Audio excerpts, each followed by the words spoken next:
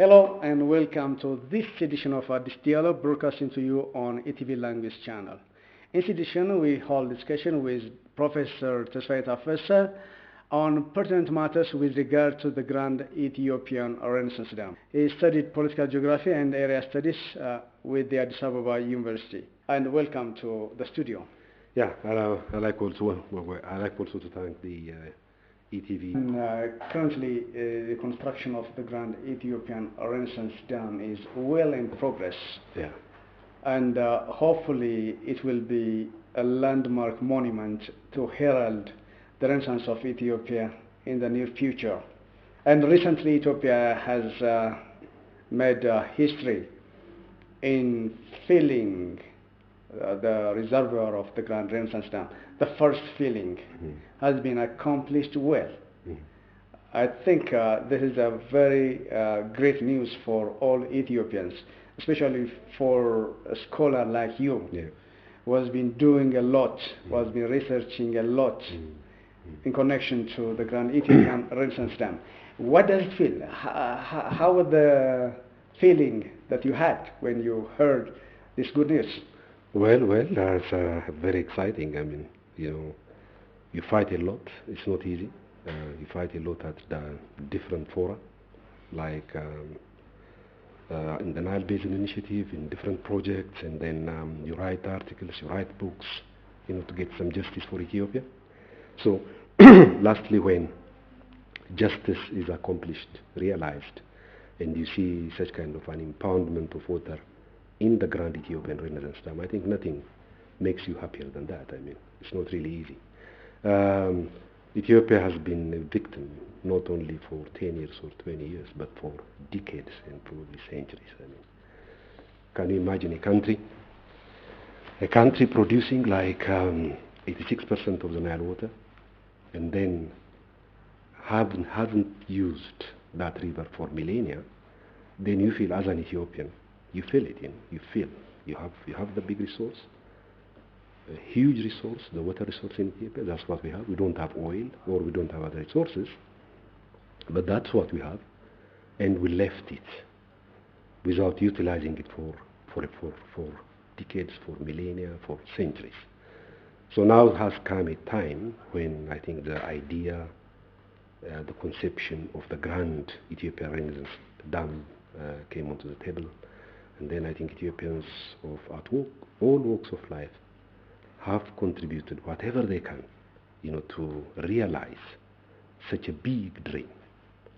And then everybody has contributed, from down, the wretched, who have got lots of money, who are living even with a hand-to-mouth economy, up to millionaires or people that have got lots of money, relatively. Can we refer 2011 as a reference point for the inception of the Grand Ethiopian Renaissance Dam, or we can refer back to the reign of Emperor Haile Selassie? Oh, okay. Well, I think if you go back, then I think the Emperor Haile Selassie had also I think lots of Ethiopian leaders have tirelessly worked for it. The construction of the dam on the Abai River. Obviously. We can mention Emperor Haile Selassie. Yeah. And most importantly, I say, the late Premier Meles Zenawi. Yeah. And Prime Minister, the former Prime Minister Haile Selassie, and the current Prime Minister. Okay, there is consistency. What's important is, despite some differences, I think there could be differences in terms of ideology. There can be differences in terms of inclination. I don't like to go to the details. Inclination in one direction or the other direction, irrespective of such kinds of differences. When it comes to the Nile, there is consistency from way back to the Emperor Haile Selassie's time up until Dr. Addis' time now, the current situation, and have always been consistent. The Emperor has also made lots of efforts in spite of lots of problems, domestic problems, financial problems. I think he himself has invited the U.S. Bureau of Reclamation, the Corps of Engineers, who came to Ethiopia like at the end of the 50s, stayed here in Ethiopia up to 1964, I think. studying the Abai River from its source around Lake Tana up to its exit on the Sudanese border. I think they made an intensive study and produced like 17 volumes of documents, which you can find it in the Ministry of Water Resources in the library if you go there. So they are the ones who have identified a series of dams that can cascade, the one like the Grand Ethiopian Renaissance Dam, which is located at Guba, was identified by the Americans themselves. It was called Border. So upstream from Guba, they have identified bigger dams like Karadobe, like Mandida, etc., etc., and also a number of medium, small scale, etc., etc. So I think all of them made efforts, like even at the 17 years that was the reign of the military, socialist government that existed in Ethiopia. The military regime. The military regime of Mengistu Haile Mariam. Although they were totally surrounded by external, internal threats, wars, like with Somalia, domestically, like with EPRP, etc., etc. In spite of all such kinds of problems, they came up with Tana Belas project, one of the most important projects, which nobody knows what happened to it. When the when the TPLF came to Ethiopia in 1991, it was completely dismantled. Nobody knows what has happened to all the machineries, the vehicles, the tractors, you name it, that existed in that area. That would have fed lots of people. That would have really been one of the most important projects along the Abai River. But unfortunately, the demise, nobody knows why it has disappeared. One needs to do research on that, but still, information is very scanty. So that was the Mengistu Haile Mariam's time. Prior to that, the emperor did its best. Like even he had an opportunity to come up with a reservoir around Lake Tana. The British were very much interested to build a big reservoir along the Abai River. But it was a time when the emperor was a Rastafari. So he has not consolidated, at that time, really not consolidated the whole of Ethiopia. There were warlords like in Bagemder, Gondar. There were warlords in Gojam who were really fighting against the then Rastafari. So as a result, I think because of lack of consolidation, he was not really very sure, or he was not really 100% in agreement with the British, to realize that reservoir. So as a result, that chance has also disappeared. So you can see a series of attempts, to harness the Nile, or Ethiopian Abai, or particularly Abai River. But this Grand Ethiopian Renaissance Dam is unique in that for the first time in the history of the Abai River, something concrete has come into existence, realized, and then a dam has come. That's why many people are cherishing it. Many I people think the opportunity and the determination of the late premier you mean were instrumental. You mean Meles Zenawi? Right. Well, there was that commitment. No doubt about it. However, many people might not have been happy with the way he ruled Ethiopia for one reason or another. There are lots of problems. Irrespective of all the problems that have occurred, I think still credit should be given to the late Meles Zenawi for coming up with such a bold initiative. Nobody did that in the past, historically. But he was determined, he was persistent, and then he came up with the with the nucleus of the Grand Ethiopian Renaissance Dam, which now we have seen the sort of the first feeling. Yeah. In connection to the construction of this the Grand Ethiopian Renaissance Dam, You say hydropolitical dynamics is changing in the region. Yeah. How is it expressed? Well, this is also the fight, although it's not really overt in the sense that they never tell you that, like the Egyptians, they never tell you that, there is power politics. There is what's called, the hegemony, which used to be dominated by the Egyptians. It was given to them by the British in the 1929 agreement, Anglo-Egyptian agreement. Yeah.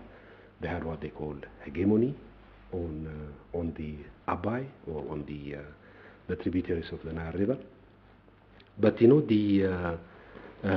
now has come a time, the thing is, the Grand Ethiopian Renaissance Dam, as you see it now, GERD, is not really a challenge for them.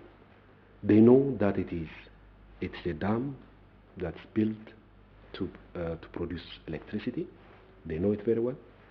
They know it very well that the amount of water that will be reduced as a result will not be that significant. There is no significant harm. You all made a study in water conflict resolution, Yeah. and an institution building, Yeah. in the Nile Basin. Yeah. What's it all about? Well, institutions are important. This is a common resource.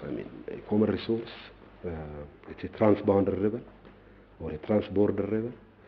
So you call it. You mean like the Nile Basin Commission? That's it. That's what I had in mind. When I say, if you like to. It's not yet realized. Equitably. The Nile Basin Initiative is there. It's there. It's there. The secretariat is located in Entebbe. The Nile Basin Initiative is there, but there are lots of attempts, to make it ineffective. Like, sometimes, some riparian states, pull out from the initiative, from the Nile Basin Initiative. Some of them join. Such kinds of things are there, because the thinking is not a group thinking. That's where the problem is. If you consider that this is a common resource shared by 11 countries, then you have to give, there must be equitable and reasonable utilization. This is what the UN Convention on International Water Forces says. Yeah, usually, if for any transboundary river, you have always to balance equitable and reasonable utilization with not to cause significant harm. You can use it equitably and reasonably, but still think about the others, particularly for the countries that are downstream.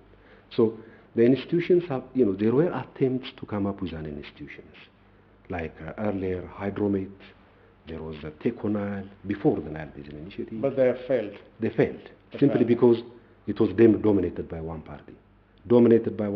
Financed by one party dominantly, always to fulfill its own aim. Therefore, the others felt, they are alien to it, so they couldn't get it. Right. In one way or the other, the city has created a platform for all the riparian countries to come together, to discuss, to negotiate, and to come up with productive ideas that would benefit all the riparian countries.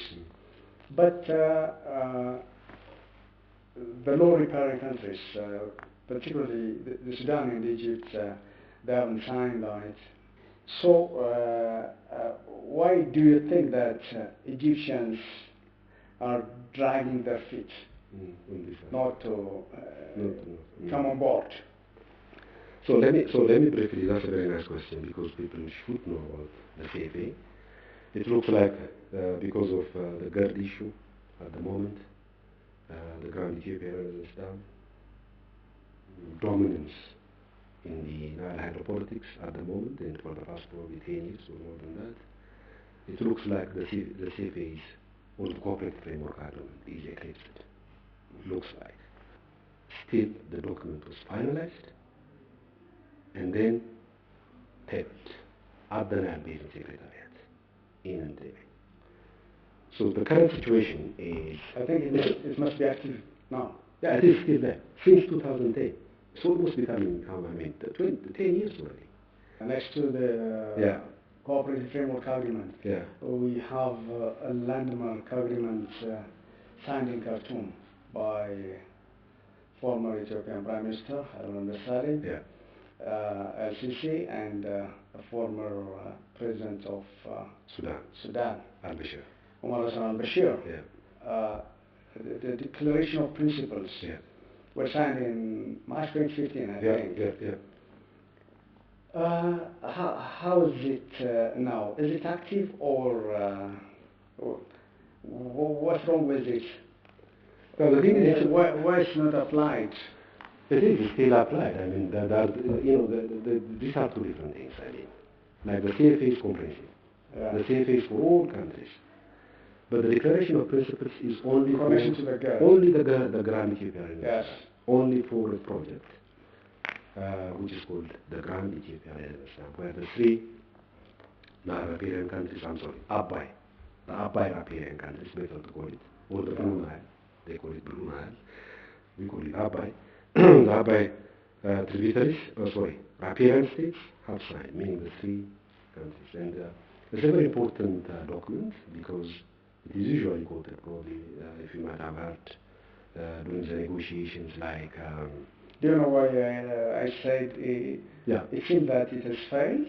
Because it hasn't brought consensus among the three countries. And they have resorted to another direction. Ignoring this Declaration of Principles, they are looking for some other means. Yeah, the Declaration of Principles doesn't have, the nitty-gritty details, like what do you call this, prolonged drought, etc. These are details, It's just a framework where... but it includes even the filling of water to the reserve. Yeah, it is there. Yeah, you're right. I mean, like Article 5 says, which all of them agreed. 3 of them agreed. Article 5 of the Declaration of Principles says that when the construction of the negotiations about the filling of the dam, the filling and operation of the dam will go side by side or parallel with the construction of the dam. Now, the way this important article has been interpreted is different by most parties, meaning Ethiopia considers, which I think is not because I'm an Ethiopian only, but which for me is logical, is construction of a dam means you construct a dam to impound water. It's not for the sake of building, concrete, that you build a dam. So what they're saying is, if we construct a dam, which used to be like from 520 to something like 500, forgotten the figure. If you build it, then you should impound water. Water should be accumulated in that. So what they're saying is, construction goes hand in hand with the filling of the reservoir. Egypt, particularly Egypt, but to some extent Sudan, says no. First, you have to agree on the GERD negotiation document before you indulge into the filling of the dam. That's where the dichotomy, the difference between the two groups of countries that occur. Otherwise, the Declaration of Principles is still the declaration that is always quoted, that is always referred, because that's the only document that's binding for the three countries, because all of them have signed it. But now they like to come up with another document. Do you think that both are enough for riparian countries, the Cooperative Framework Agreement and the Declaration of Principles, to govern the Nile River basin? No, I think I feel that like the Declaration of Principles could become redundant at some point. Probably after the filling and operation is agreed, probably may not be that much relevant. But the Cooperative Framework Agreement is a permanent. Maybe Ethiopia will have another dam. Yeah, I think has all the right. I mean, the issue of filling the dam will be raised Yeah, that's, Okay? that's another controversy at the moment, like the controversy, now the Egyptians are coming with lots of preconditions, as you might have heard. You have mentioned cooperation of other countries in their common water resource. It's only the Nile River basin that without an agreement by the carrying countries to be governed commonly and to share the benefits. I think there are many reasons behind this failure. But the international experience dictates that cooperation can, in terms of cost and benefits, is helping lots of countries. I think we can mention the Colombian River between Canada and the United States.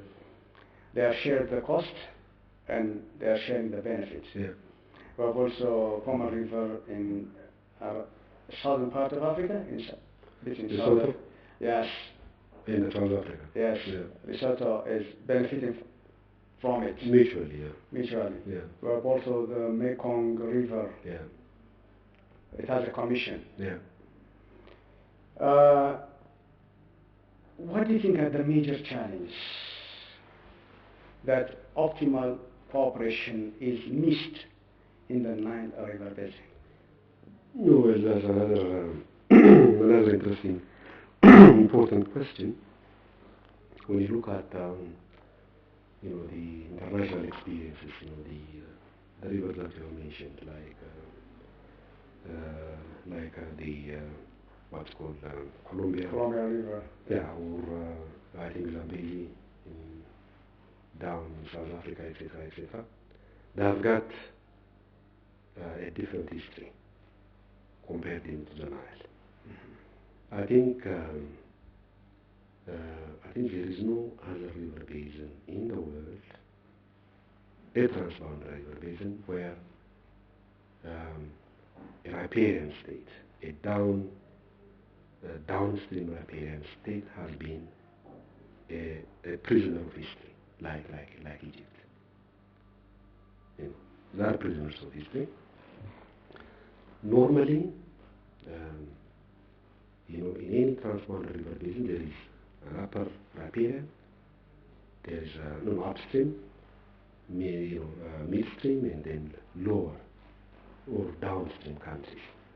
So in our case, in many other river basins, like in Euphrates, Tigris, you can call it in Jordan, or in Colorado, or you mention any river basin, the upper riparian states have the upper hand on the river. That seems logical. Yeah, logical, because the water is coming from you, and you have to control it, like the Ataturk, in the case of Euphrates Tigris, where Turkey is very dominant, and probably Syria and Iraq are in problem downstream. But in our case, things are reversed.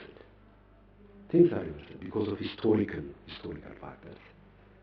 Things are reversed. It is the downstream countries that are using the river as they wish, as if they are upstream countries. And the upstream country, which produces or holds like 86% of the water, is acting like a downstream country, begging and then going the round table and saying that we have to use, and then they come up with a precondition. Imagine a country that does not contribute even 1% of the river, telling you now you have to agree with precondition 1, precondition 2, precondition 3, precondition 4. In a country that's upstream and where the water is coming, tells why this precondition is not correct, but we have to modify it, but this precondition is okay, etc. So it's a reversal movement that you see in the case of the Nile, which is really very sad, and that's why we have such a huge problem in this river basin. But in the other river basins, I think that shows the good faith of Ethiopia for common use? Oh, obviously, because from one reason or another, I think you can come up with a number of histories and stories why Ethiopia has not utilized it so far, and why the others have utilized it. Egyptians have left no stones unturned to stop Ethiopia from constructing and also from filling the dam reservoir. Yeah. And they have gone too far. They went to the United States, they went to the United Nations, and they lobbied with the Arab League. They have done many things to hinder Ethiopia from constructing and using its dam and its benefits. Yeah. What do you advise them? They've done lots of things. Yeah. No stone left unturned for the Egyptians. Yeah. What do you think is best for them? Your advice for Egyptians? Yeah, well, I think had I been the Egyptians, I would have been very diplomatic. Yeah.